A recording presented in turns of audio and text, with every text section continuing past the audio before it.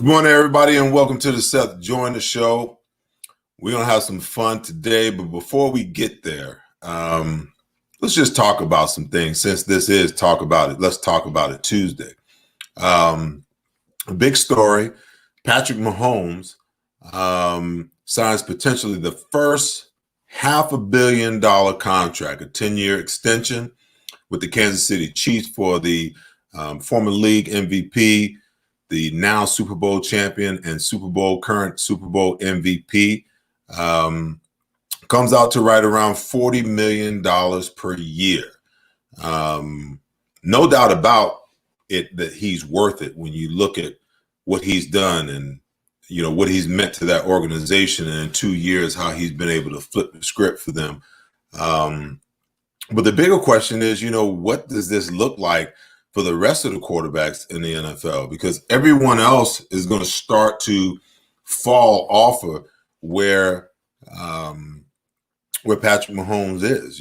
I'm pretty sure Dak Prescott is somewhere smiling right now, really happy that this deal was done.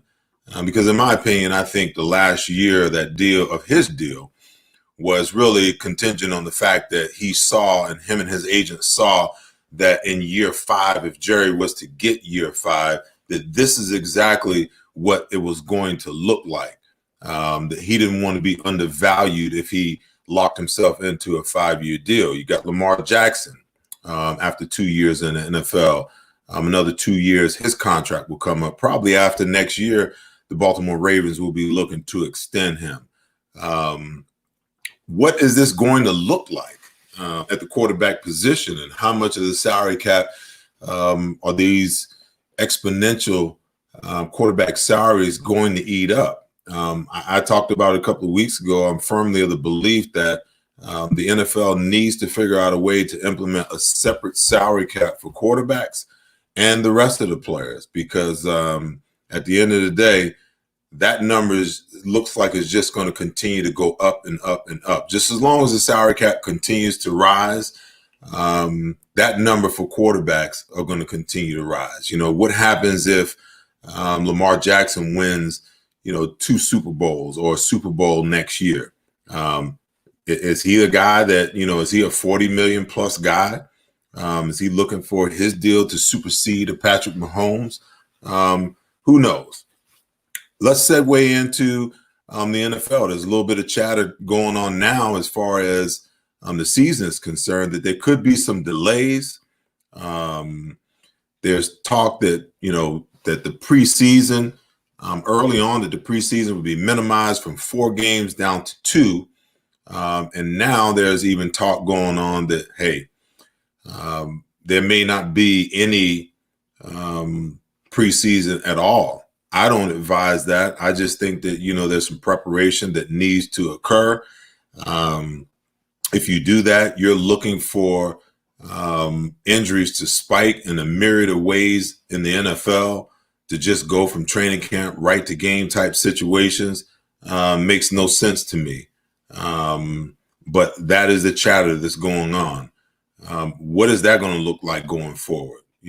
How would everyone feel looking at this coming fall, rather, in September, and knowing that we're not going to have any football? And the ripple effect. If the NFL cancels its season, it's going to have an effect on college football. It's going to have an effect on high school football, and ultimately, it's going to have an effect on youth football as well. The other elephant in the room is Deshaun Jackson today, and some of his the hot water that he now finds himself in. I've got a lot of reservations about this situation and where he is, and I think that professional athletes have to educate themselves when they begin to speak out, whether it be social justice or whatever platform, whatever they're using that platform for. You better be educated, and you better be careful who you align yourself with, because now you've got people calling for his job. People are saying, hey, you know what? Jeffrey Lurie needs to fire this guy. He needs to just go ahead and cut him. He needs to cut the purse strings, cut the strings right now. you get yourself in trouble when you're well intentioned, but you're uneducated about certain things, certain people, and what they stand for. And that's the hot water that he finds himself in right now. Is it repairable? In my opinion, I would say yes, because I think at the end of the day, you educate him, you sit him down, you have those conversations. And, from what I'm reading and from what I hear, everyone's locked in on the contrition piece of it. Listen, some people are more contrite in certain ways than other people are. Trust me, he's feeling the heat right now. Now he begins to understand, after he sat down with Jeffrey Lurie, had a conversation with Jeffrey Lurie and Harry Roseman, how serious this thing is. And as he continues to look at his social media, I believe that he really understands, what a mistake he's made in this situation. But I'm not really on board with how everyone wants to slam him on, his apology wasn't very contrite, because some people are contrite in ways that other people aren't. And we as people can't judge when someone says they're sorry, when someone apologizes.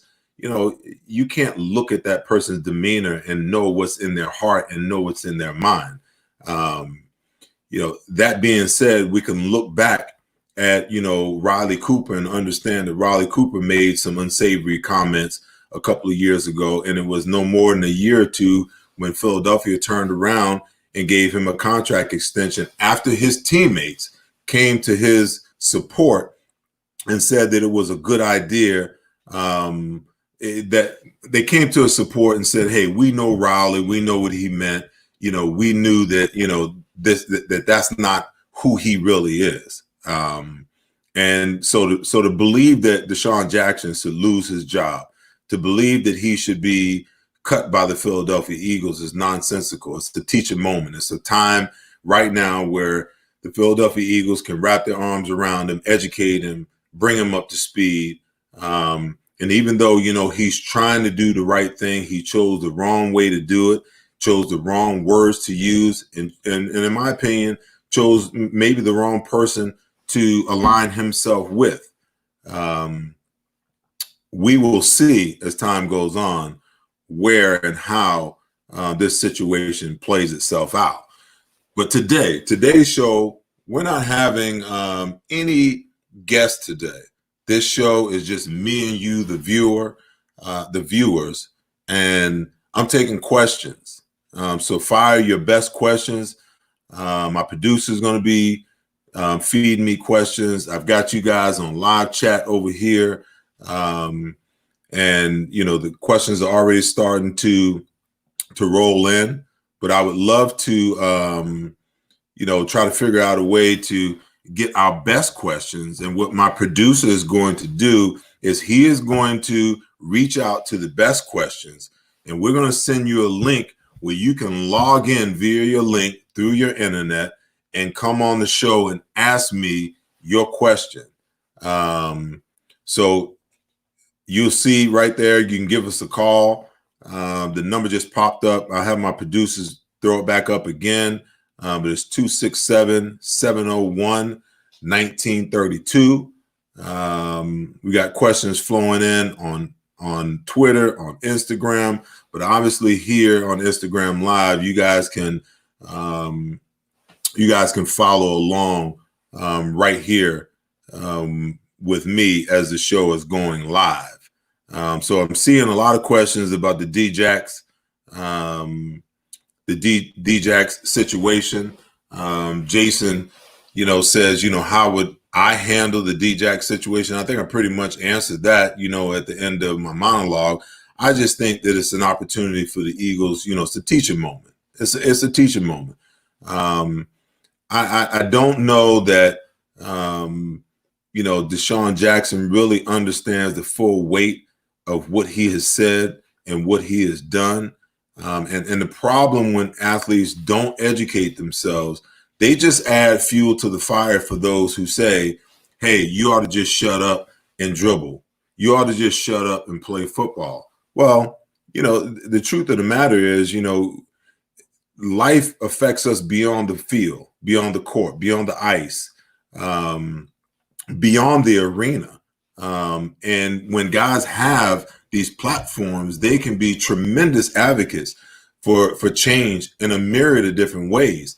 So I think that in a lot of ways, Deshaun Jackson, just needs to educate himself as he tries to become an advocate for those less fortunate, an advocate for those, who need help. But I don't think that he's a guy that you cut over this situation. He's a guy that you sit down, you have a conversation with, you teach him, and then what you do is you turn around, you put him on the field, you try to create, some situations for him to kind of repair his reputation and his image. And then you move on from there.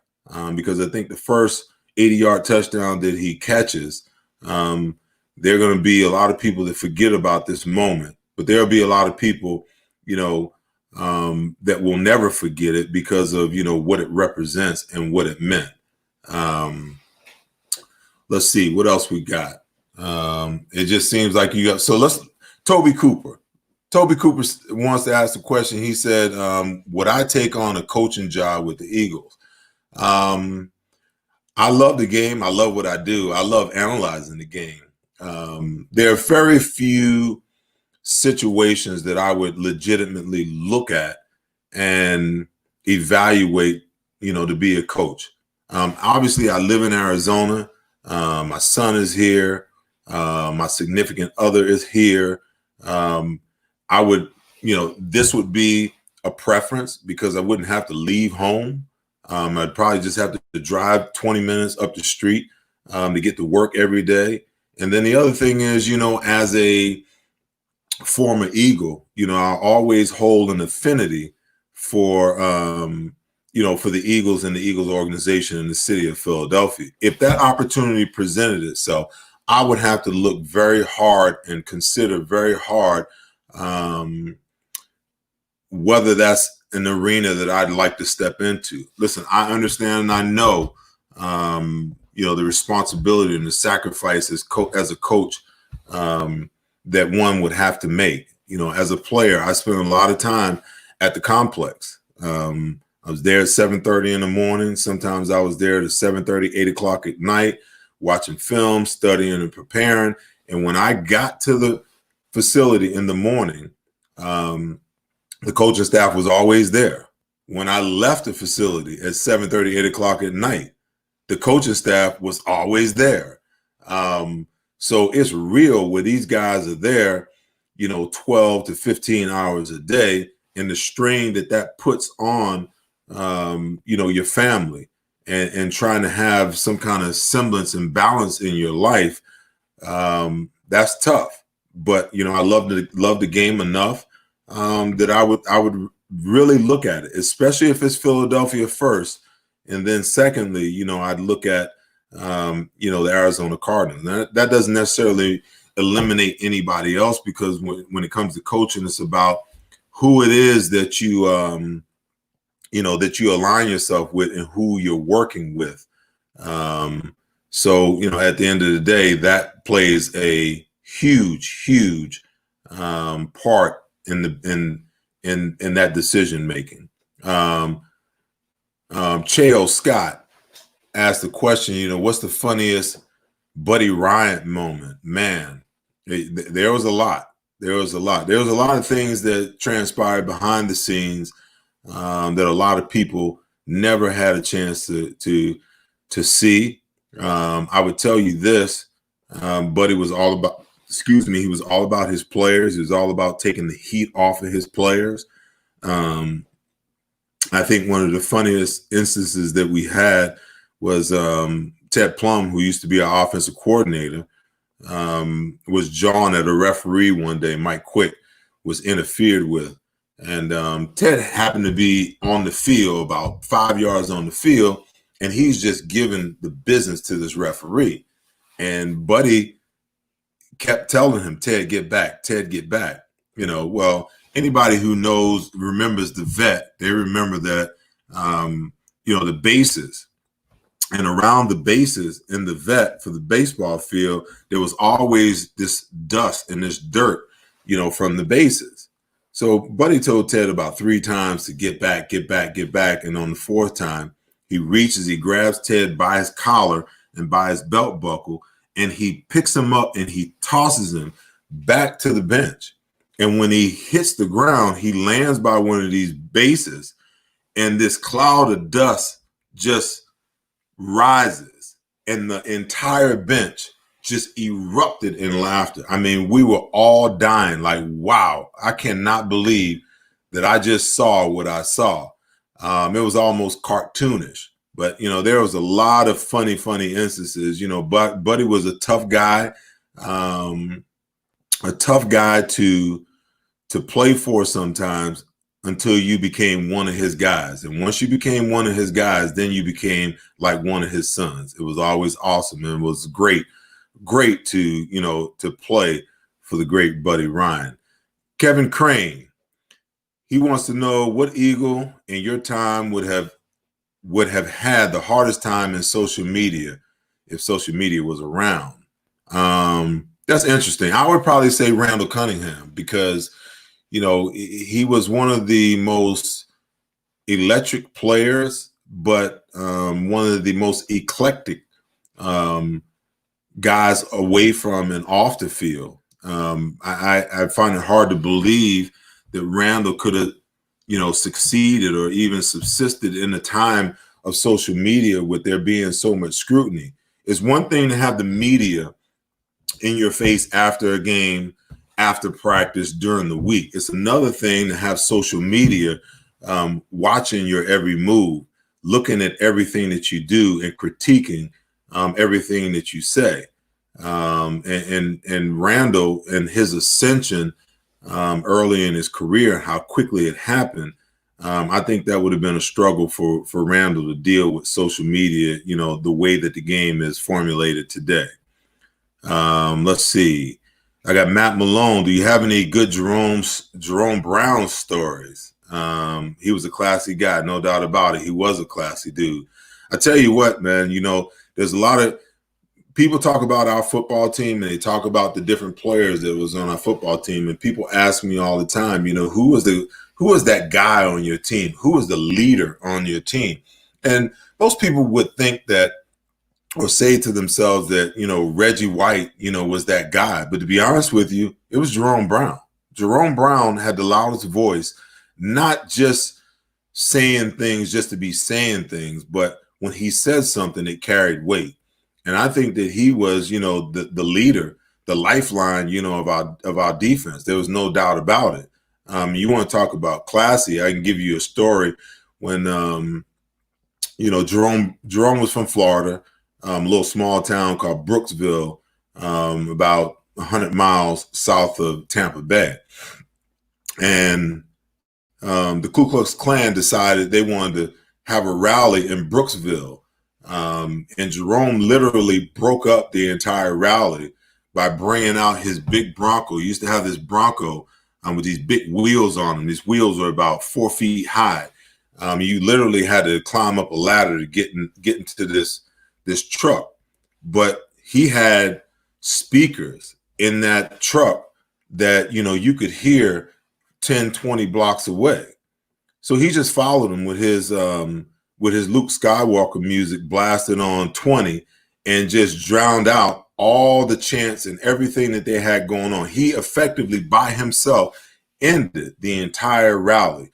And, to me, that's a guy that cared about, his community, the people in his community, and he was trying to do all that he could, to be of service to his community.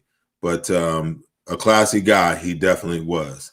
Let's see what else we got. I see my old teammate.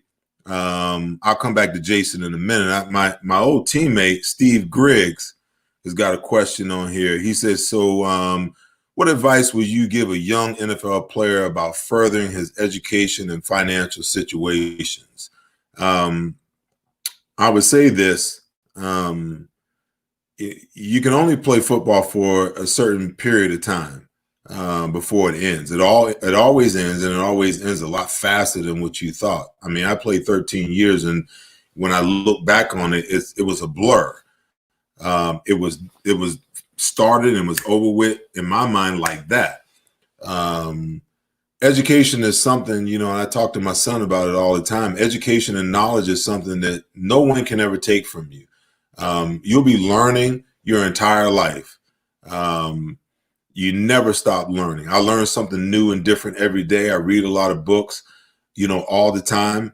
And I just think that, as NFL players, people look at you and they think that, all you can do is that one thing. You're a football player. You play football. But I think at the end of the day, there's a lot of football players that are highly intelligent. And I think you have to be highly intelligent to play the game of football, especially, during, coming up in the era that I did, playing for a coach like Buddy Ryan, and even so much more so in today's game, because it basically requires it.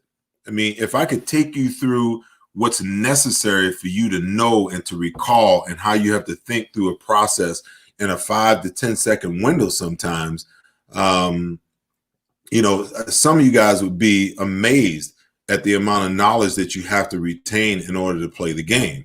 In my opinion, education is not so much about what you remember, but how you solve problems and how you fix issues, and, how you cope and things of that nature.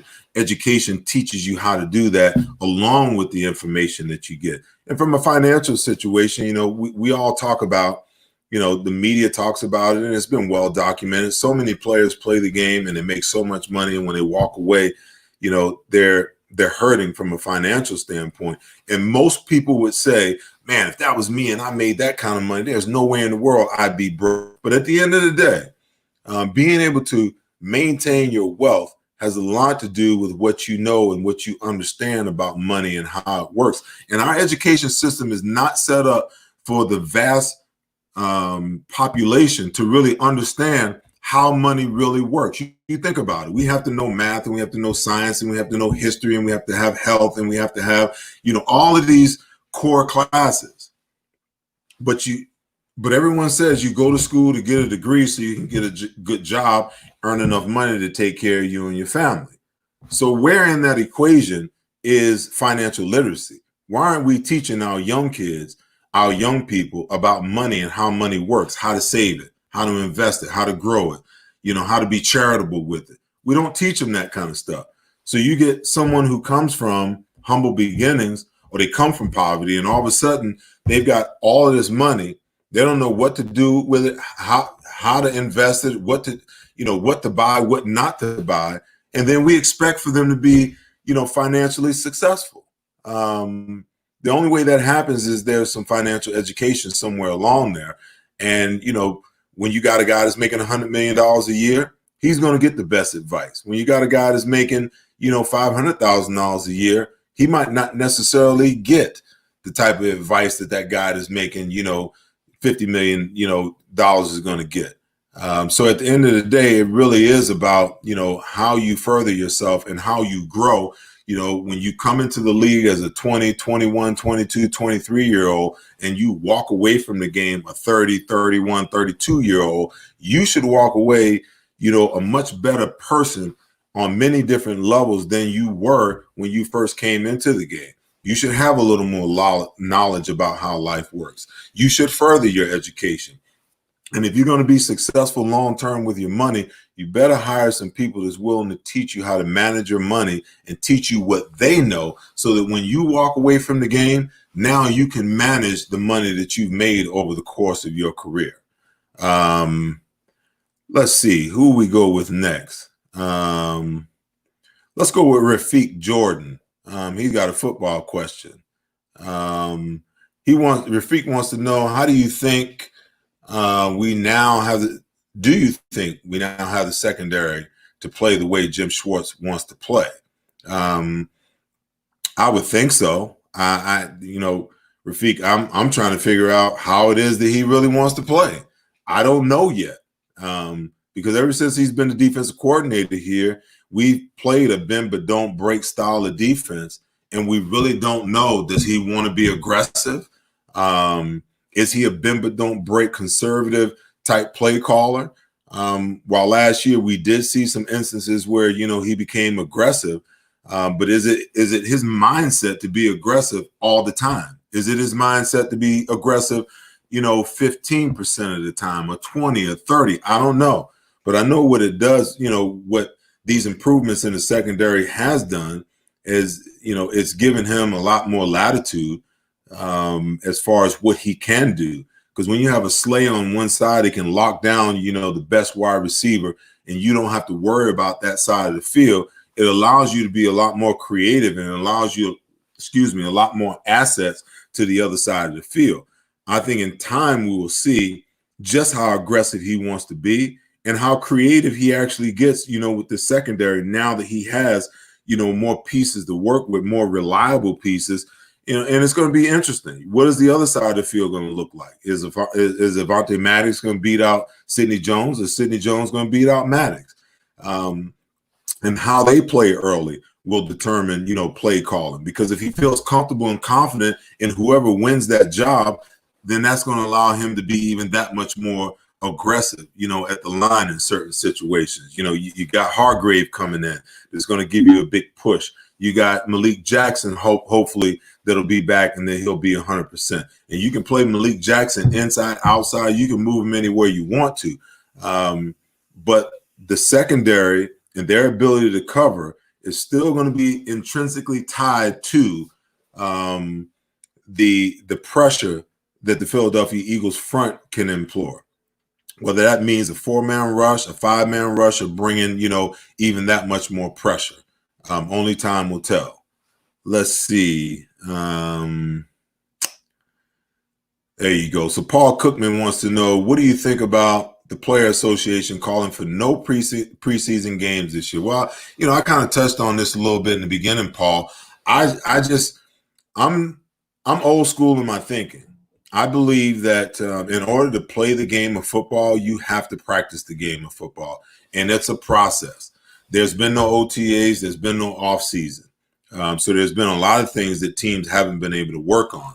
I also believe that I understand the safety and the health risks that the NFL is facing right now, but I also think that if you're going to have a season, you can't just practice, and then jump into regular season games. I mean, you could probably do it, but at the end of the day, I don't think the product is going to be, for the first 4 to 6 weeks, what everyone expects for it to be, because you're not playing at game speed. You can never really duplicate game type speed and things like that.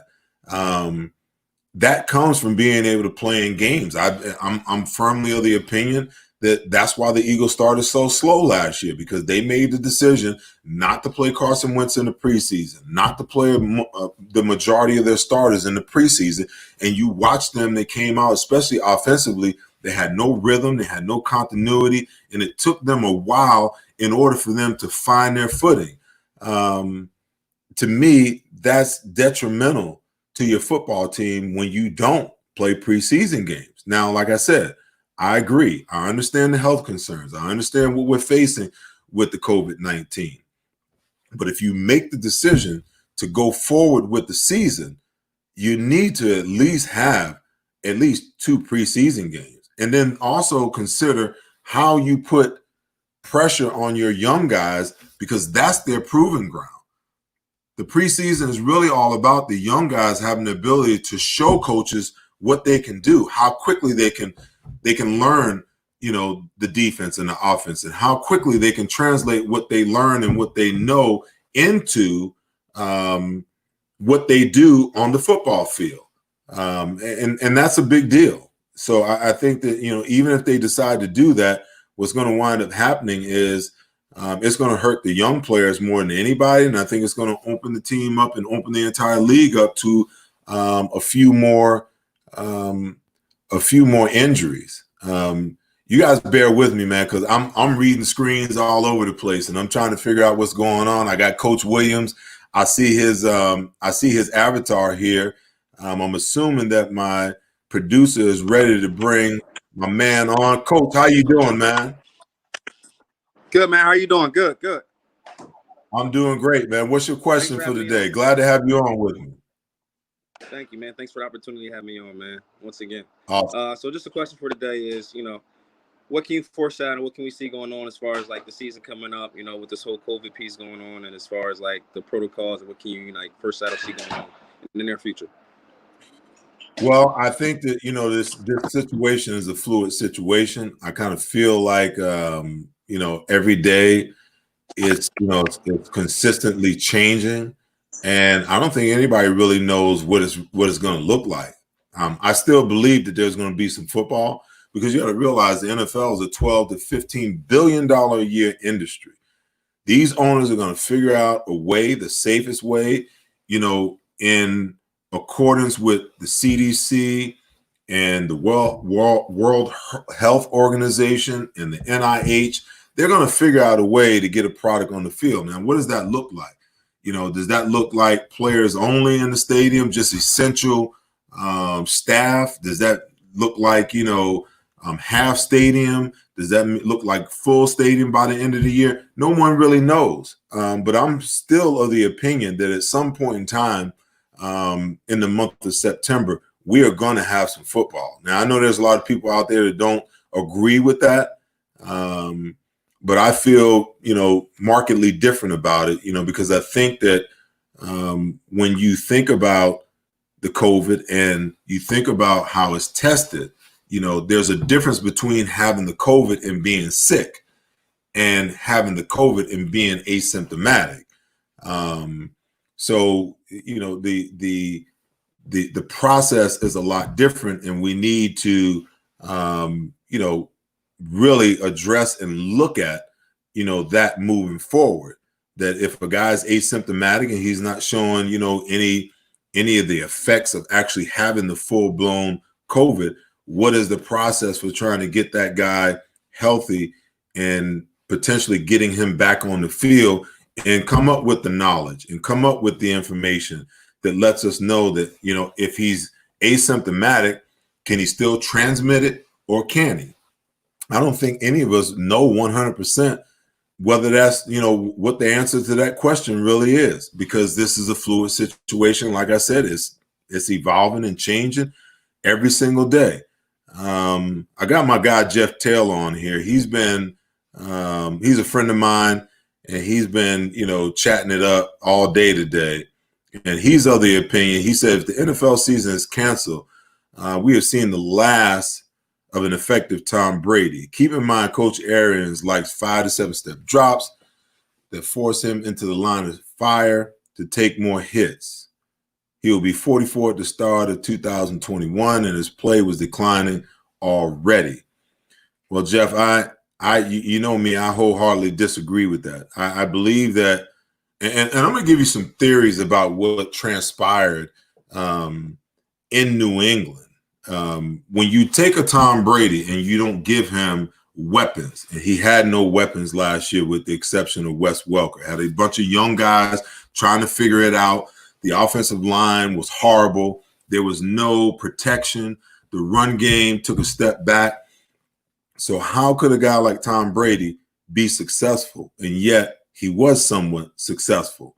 I'm just of the belief that there's a lot of things that transpired beneath the surface and behind the scenes with Tom Brady actually leaving New England that meets the eye.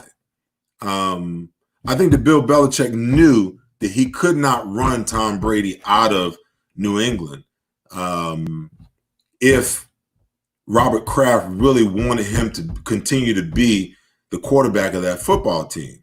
So, and this is a theory. Think about it. When I do my show, I like to make my audience think. Think about this, okay? He didn't give him an offensive line. He didn't give him any weapons at wide receiver. And the running game fell off, okay? So here's Tom Brady looking at not having all the tools to be as successful as he's always been, yet the New England Patriots had arguably, probably the #1 defense in all of football last year. So Bill Belichick made the decision, last offseason to spend all the resources on the defensive side of the ball and gave none of those resources to the offensive side of the ball. Why?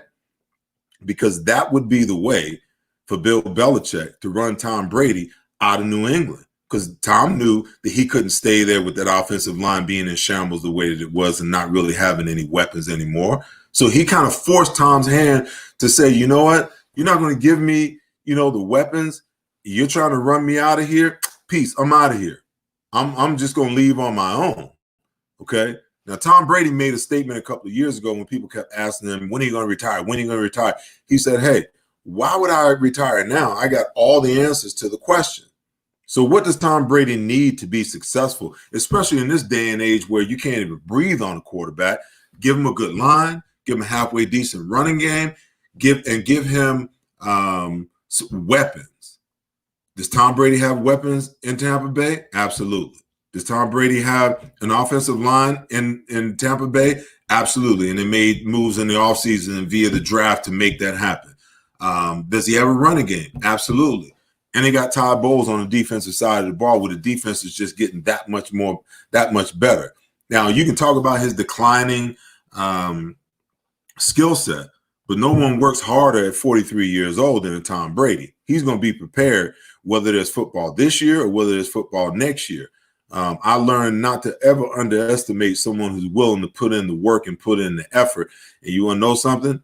Hey, I don't think if he misses a year along with everybody else that's missing a year, that he's going to be any worse off as a player next year than he would have been this year. So I wholeheartedly disagree with you on that one, my friend, Jeff Taylor. My next question from Mike Moe.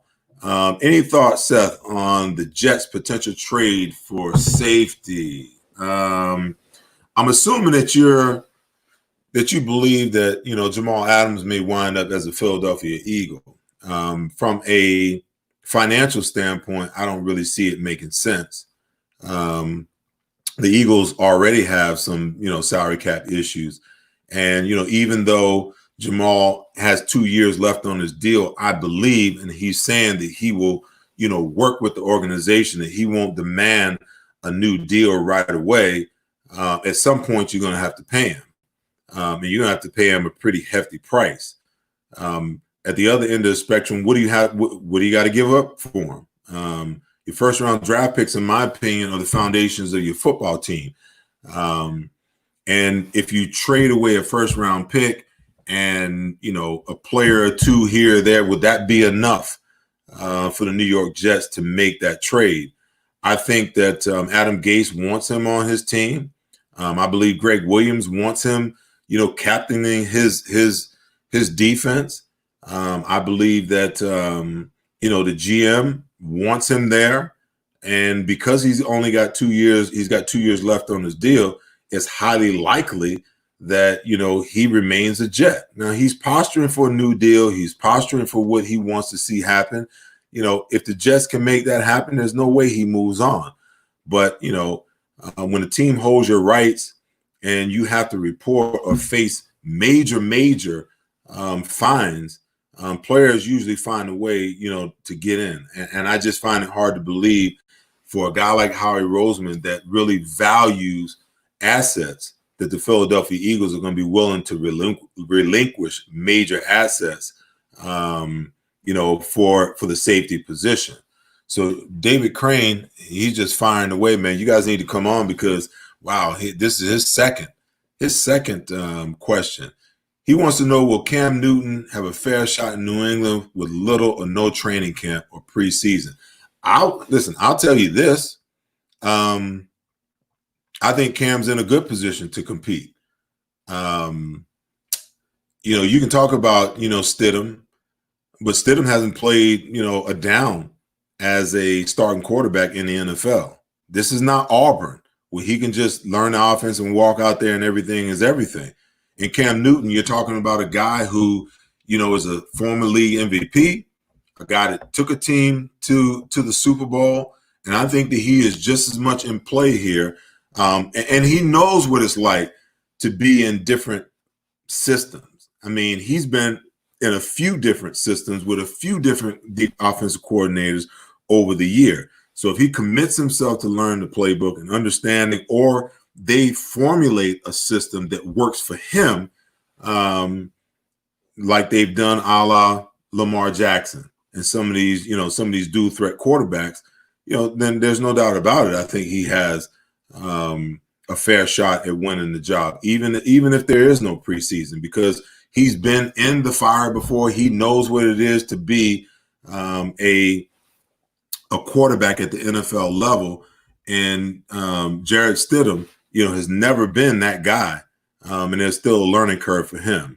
Okay, so Johnny wants to know, how do you think Mahomes' new deal will affect KC's construction of the roster with Chris Jones needing a deal and having guys like Fisher, Schwartz, and Kelsey up after 21? Could they relinquish talent like Seattle had to do with the signing of Wilson? Absolutely, you're going to see some changes. And I think another piece of that people aren't paying attention to is that a potential drop for the first time in the history of free agency, a potential drop in the salary cap come next year. If you go back and you look over time and you look at the salary cap, from its inception in 1993, I believe it was, until the present time, the salary cap has never gone down. Now, you've had, the NFL that tried to, throw out the belief to players that, we're losing money, we need for you to give a little back, a couple of years ago. But I've always maintained that, if you're smart enough to look at the salary cap, then you're smart enough to understand that the overall revenues aren't declining, because the salary cap is reflective of a percentage of the overall revenues. And the salary cap has continued to, escalate, over the last, I don't know how many years. Like I said, since 1993, it's continued to go up every single year. That may change this year, because even if we have football, there's that potential that you're not going to have fans at all season long, which is going to mean you lose ticket revenue, you lose, parking, concessions, merchandise right there at the link or whatever state. So a lot of that's going to affect that. So at the end of the day, there's a lot of things that's going to come into play here. But I also believe that when a quarterback is in position to take up, 18+% of your salary cap, I think that's the number. There's going to be some guys that's not going to get paid. There's going to be some guys that you're going to have to let go. That's going to hurt the talent level on that team, because you're not going to be able to pay every single body. So there's going to be some changes. There's going to be, I just believe there's going to be some changes on that roster. When those guys' deals are up and they got to get paid, they've got their Super Bowl. A bunch of those guys have already gone to the Pro Bowl. Now they want to get paid. That's the natural progression of how it works. So Billy Covington Jr. wants to know, what do you think?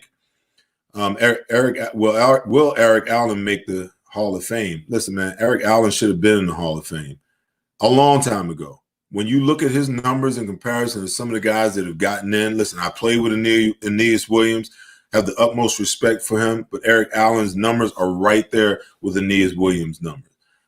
Eric Allen's numbers are right there with Ty Law's numbers that got in last year. I am perplexed that it has taken this long, when you look at his body of work and the numbers that he's put up, that we even having this conversation. I mean, it just makes no sense to me that guy, Eric Allen, is not in the Pro Football Hall of Fame, when I've looked at some of these guys over the last 10 years that have actually gotten in. And am I a little biased? Absolutely. I mean, that's my dude. But at the end of the day, the numbers don't lie. They speak for themselves. What he's put on the field, 50 plus interceptions, 8 return for, touchdowns throughout his career. I could go on and on and on. There's very few players, even in the Hall, that's achieved the gold jacket, that have put up some of the numbers that Eric Allen has put up. So, I mean, for me, what's the criteria? What's the measuring stick? What is the measuring stick for what gets you in to the Hall of Fame as a cornerback in the NFL after having played 16 years? Good question. Good question. Let's see. Let's look at what Kyle O'Reilly has to say here. He wants to know, who do you think is taking the number 2 cornerback spot? In my opinion, I really believe that, the Sidney Jones, Avonte Maddox battle is going to be something special to watch next year. I thought at the end of the year, Sidney started to find his confidence and he started to play some good football for the Eagles. I felt like for Avonte Maddox, who the previous year was playing on the outside, when Darby and Mills were hurt, I thought that he played extremely well on the outside and had done enough to at least, retain the job on the outside. The coaching staff saw fit to put him in the slot, and I think he kind of fell off. It's a big difference between playing on the outside, whether it's the right or left, and playing in the slot. And then when, the injuries started to pile up again last year, they had to take him and move him from the slot where he had been playing the majority of the year and move him outside. And everyone wanted to say, oh, he had an awful year. You don't understand how hard it is to move from the outside to inside, polish up your skills, and then in the midst of a season be asked to move to the outside where, all your senses and everything has been honed to play on the inside. I just think at the end of the day, he has the ability to be that guy on the outside. I mean, he is the most technically and fundamentally sound cornerback that's been on this roster for the last 3 years. You watch him play, you can see it. It's evident. But I think he's an outside guy, even though he gives up some size, from a height standpoint. I think he more than makes up for it, with his fight, with his technique, and his ability, to anticipate and make plays. All right, I think we got another video call coming up. Cornell Tyler is joining me as soon as my producer can get him patched in. Cornell, how you doing, my friend? Welcome to the Seth Joyner Show. Thanks for joining me today. What question do you have for us? I'm good, but I believe I just got on, but I believe you might have answered the question. Of course, it's popular right now about what do you think the Eagles are going to do about Djak's comments? Well, I did touch on it, in my monologue, Cornell. I think there's a teaching moment for Djax. I think sometimes these guys are well-intentioned in what they're trying to do and the attention they're trying to bring to social justice and change. But I think they also need to educate themselves and be careful about, of their alignments and who they align with and what their thoughts and what their beliefs are and how that affects their job. So in my opinion, it's a teaching moment. It's an opportunity for the Eagles to bring him in, sit him down, have those conversations. He's already apologized. Some people accept it. Other people feel that, the contrition hasn't been where it should be. That's for the Eagles to determine. And then, that education process of, having him involved with different groups, and learning so that he can grow. I don't think what he's said and his actions really warrants him, being cut from this football team. We didn't cut and get rid of Riley Cooper, when he made his comments. I don't think this situation with Djax is any different. It's a learning moment, and I'm waiting and I'm hoping that not only will the organization stand by him, but some of his teammates begin to step up, and have his back as well. Thank you, my man. I appreciate you joining me on the show today. Thank you. All righty. Let's see. Well, Mark's got another question here. Let's go with Mark. Well, no. Stay there. So Tim Floria wants to know how many sacks will Barnett have this year. I think everybody's been waiting for Derek Barnett, to break out. When the Eagles drafted him, because the Browns drafted Miles with the number 1 pick. Obviously that was the guy that everybody wanted. To me, Barnett was the good pick because we needed a defensive end at that time. And I said at the time that they drafted him that, Derek Barnett needed to gain about 15 to 20 pounds. He needed to get stronger. He needed to diversify, his toolbox as far as, his ability to rush the passer. Those things have not changed. And I think, that's why a lot of people feel that, that he's been a disappointment at defensive end for the Philadelphia Eagles. I don't know how many sacks he's going to wind up with. I mean, I think on average, he's probably averaging about 5 or 6 sacks a game throughout, his tenure as a Philadelphia Eagle. And I just feel like, for a guy that was drafted in the first round, they expected more production than that, at least a double-digit guy. And he hasn't come close to being able to put up those types of numbers.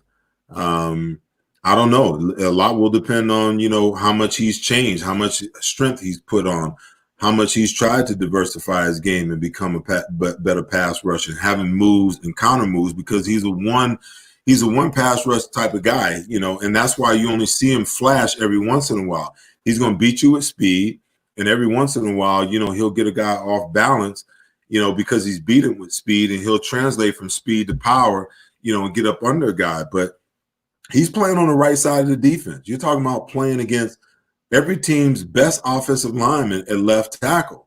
And at 265 pounds, that's like a grown man playing against a child, because those offensive tackles are 320 to 330 pounds, got great feet, strong as an ox.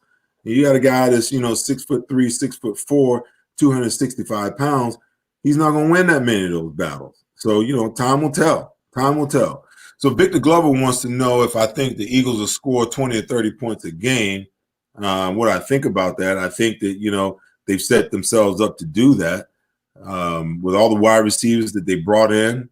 If they can't score 20 to 30 points a game, they can sure as heck put together a good 4x4 team. That's for sure.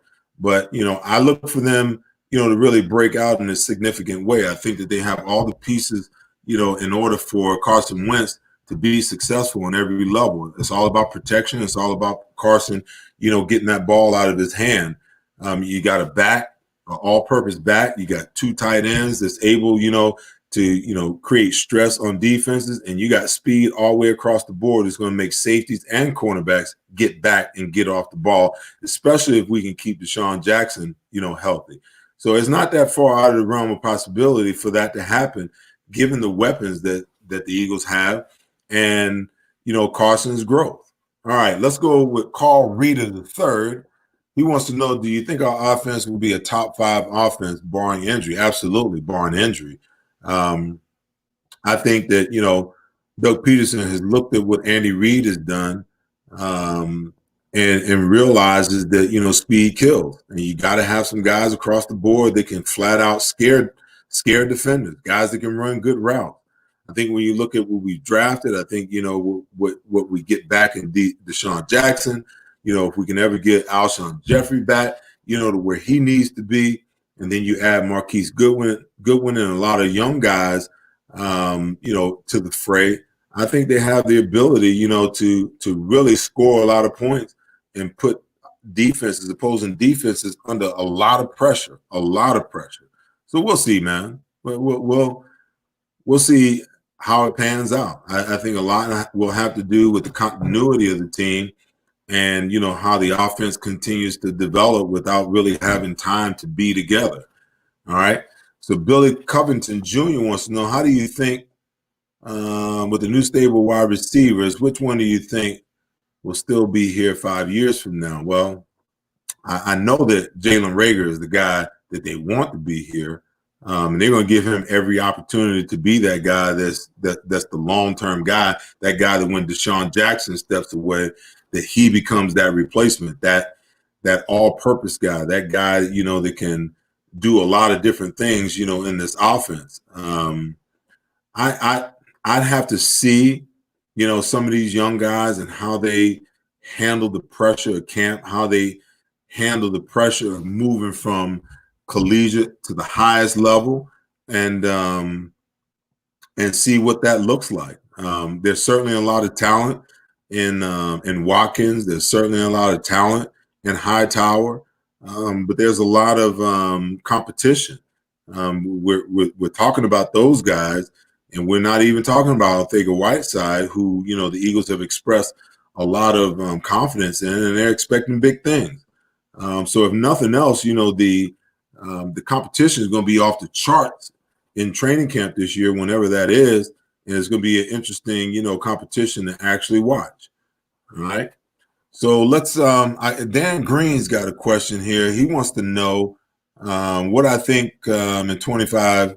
How would a 25-year Seth? How would a 25-year-old Seth Joyner look in today's NFL? And it doesn't want me to be modest. Well, I think that, if I was playing today, that the mentality would be different. I think players have had to adjust to the rules of the game and how the game is actually played. Now, if you just take me out of my era and just put me in this era, I'd be playing the game for free because the things that we were allowed to do and get away with, during my day, you just can't do it anymore. I think my skill set still applies to how you play the game today. I played the run, I think, halfway decent. I was able to drop in the coverage and zone, even though we didn't play a lot of zone. But I think one of my strengths was being able to cover tight ends and cover backside of the backfield. I think that's still applicable today. But as far as, the physical side of the game and how the game is played, I just think a guy from my era couldn't play today if you just took me out of my era and put me in today's era. But if I had grown up in the game the way the game is played now, obviously, the adjustment would be made. All right. So I'm going to leave this one on you, D. What you want? Give me a good one.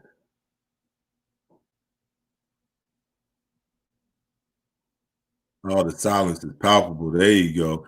With the Giants and the Redskins behind the ball, in my opinion, how do you think the Cowboys and Eagles match up for the top spot in the NFC East?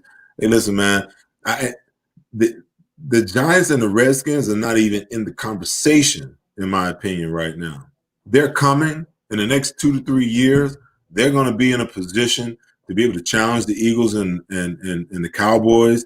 The Cowboys are going to come back because once they pay Dak, they're going to lose some guys, some integral guys on their team. The Eagles at some point in time are going to have to, try to retool their roster. That's going to give the Giants and the Redskins a chance, to make up some ground. But I think, for the next 2 to 3 years, at a minimum, the Eagles and the Cowboys are going to be fighting for the division. And to be honest with you, in the last 10 years, the Cowboys have won the division 4 times. The Eagles have won the division 4 times. And the Giants and the Redskins have only respectively won the division 1 time apiece in the last 10 years. So something's got to give. Right now it's the Cowboys and the Eagles, and that's it. The rest of those teams, they got to get it together. And I think that, in time we'll begin to see that. I see a question here from Chris regarding my old teammate. He said, why did Reggie White not remain an Eagle? I think it was the team owner, but he claims he wanted Reggie back. Listen, I can tell you with 100% certainty that there was not an effort made to bring Reggie White back to the Philadelphia Eagles. Understanding his value and what he meant, not only as a leader on that football team, he was worth the money that the Green Bay Packers paid him. The problem was Norman Brayman wasn't going to pay him that type of money. Now, it's one thing to say what you want to do. It's another thing to actually back it up with action. I can tell you, when Clyde and I left to go to Arizona, there was, this narrative that Seth Joyner and Clyde Simmons did not want to be in Arizona anymore. I mean, in Philadelphia anymore. But the truth of the matter was, hey, the Eagles, and Norman Brayman at that point in time had no real desire to bring us back. They were going in a different direction. They did the same exact thing with Reggie. Reggie wanted to remain an Eagle. He wanted to finish in Philadelphia as an Eagle. But the truth of the matter is, that offer was never really made. It didn't make sense. When he began to negotiate with other teams saw much more value, than Norman Brayman and, the brain trust of the Philadelphia Eagles did. So he chose to move on. Same thing with Clyde and I. All right. I think we got time for one more before we wrap. I think we're going to wrap on time today since a lot of our shows have been going over. over the time. Let's see. All right, let's go with Dan Green. So we lost you guys, yourself included, and Jerome would have left also. Probably likely. But I can tell you this also, that, at the end of the day, the loss of Jerome was the beginning of the end for our era in Philadelphia. Had Jerome stayed healthy, had Buddy remained the coach in some crazy way, I don't think there's any way that us as a team would have been dispersed the way that we were dispersed. We were put together for the long haul, and Buddy was beginning to, build the roster from an offensive standpoint. And when the rug was pulled out from underneath him, and then, that subsequent offseason, Jerome, passed away in the car accident, and that was really the beginning of the end, for us. You kind of see the handwriting on the wall because we couldn't replace Jerome. Even though, we went through an impassioned season where we were trying to get it done for him, we just weren't able to get it done without him. And then, when Reggie walked away, there was just no way that you're going to replace those two guys and have or be successful under those circumstances. Well, ladies and gents, we're going to wrap it right there. I want to thank you guys for joining me today. I think we need to do this more often. Every once in a while, we have Let's Talk About It Tuesday with just me and you guys. I'll be fielding your questions, talking about what the hot topics are and what's really going on in the world of football, maybe even the world of sports. And we'll have fun doing that. Before I go, I want to throw up my flyer. We're going to be doing a youth football camp at the 76ers Field House on August 8th. A little promo. We'll have the young kids, the 7 through 13-year-olds, but we'll also have something special, for the older kids, the 13 through 12th grade, and that will be a lot more in depth. The plan is to bring out, some of my football brethren to help me, pass down the knowledge. You can log on to the website. You guys see it right there on the screen for more information. Parents, if you're looking to get your kids involved, looking to get them some top rate fundamentals, technique, and skills training, that's what I'm all about, is passing on the knowledge to the next generation of young football players, whether we're talking about youth or whether we're talking about, our high school kids. Well, that's a wrap. I want to thank my producers, Tom Schrader and Derek Stevenson. I want to thank each and every one of you guys for watching today. Thank you for all the questions. Thank you for my guests, who came up with the great questions and had the opportunity to actually be on air with me. Be sure to tune in next week. Trying to bring on, some more top-rated guys, that's got opinions, guys that you recognize, guys that you know. And we'll be right back here next Tuesday, same place, same time. Listen, you guys be careful out there. Love one another. Be safe. I'll see you next week. Peace.